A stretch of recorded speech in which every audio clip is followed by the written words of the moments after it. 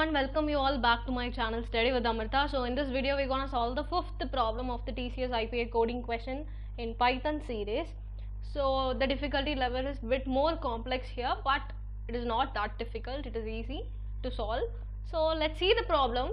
Firstly, in the first line itself you can see we have to find the second occurrence of a given number in a given list of numbers. So there will be a certain list of numbers and there will be a number 2. We have to find the second occurrence of that particular number and we have to return the index value, which is the position, the second occurred position of that particular number. So let's see the sample input output cases. The first case you can see 5, which means 5 number of integer value. So we are subsequently getting 5 integer value and then the value to find the second occurrence. So this is the main value. So the finding value is 3. So we have to find the second occurrence of the 3 here. So the 3 occurred in the index number 2. So hope you know the index number. So the index number starts from 0, 0, 1, 2. So the index number of 3 is 2. So we have to print the output. And there is also another sample test case. Yeah. Here you can see the second sample test case, right? So totally there are 4 number of integer. 2, 3, 4 and 5, and now we have to find the second occurrence of the 5. So there is only one 5 here and there is no second occurrence, so we have to print the output as 0. For this purpose we can use the count. So let me explain you how this actually works. Firstly we are getting the number of input, right, number of input, and then we are creating an input list, and then we are creating a for loop and assigning one by one all the integer to this list. Now we have to initialize a count variable too. So after that we will be getting a find variable, right? We will be getting one find variable x. We will be getting, imagine it is 5. Now we have to traverse through the list and we have to find is there any 5 is there means. So let's create another value like result variable. So we can store here, we can store the value of the index here in the result variable. Now let's traverse through the list. For I in range of 0, n, we have to traverse and we have to find if x is equal to the list of I. In that case we have to increase the count. Count is equal to count plus 1, and then we have to assign the index value, right? We have to assign the index value, which is the value of I.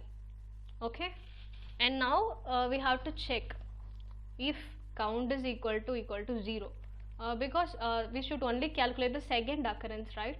So count is equal to 0 means we have to print the result value, else we should print 0. So it is a very simple program. It may seem complex but it is very simple.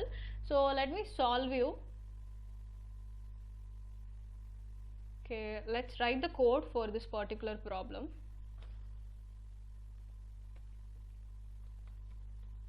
Initializing. Now we are getting the number of inputs and then I am creating an input list. And then I am creating a for loop to receiving the input, and then let's write as num.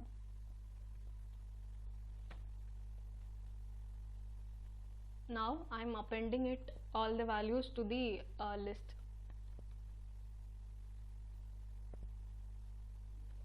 Num values, we are appending it to the list L. Now what we have to do, we have to get the find value. Find is equal to int input. Now we have to traverse through the list.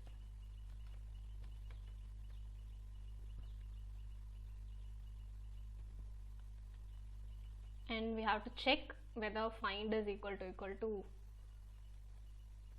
the value. If find is equal to list of I, what we have to do, we have to increase the count. Count is equal to count plus 1, and then sorry. And then what we have to do, we have to create a result variable, right? We have to assign the value of the index to the result. So it's very simple. And if count is equal to 0, then we have to print if count is equal to 2, so we are finding the second occurrence only, no? We have to print the result, else we can print 0. We can print. Let's copy the input parameters. This is the second case, right?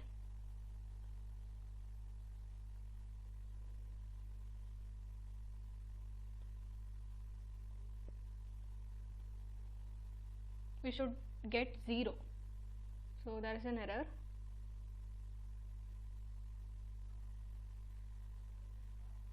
So I haven't yet initialized the count. Okay, now let's run the program. Yeah, I'm exactly getting the expected results. Now let's check with the another input case.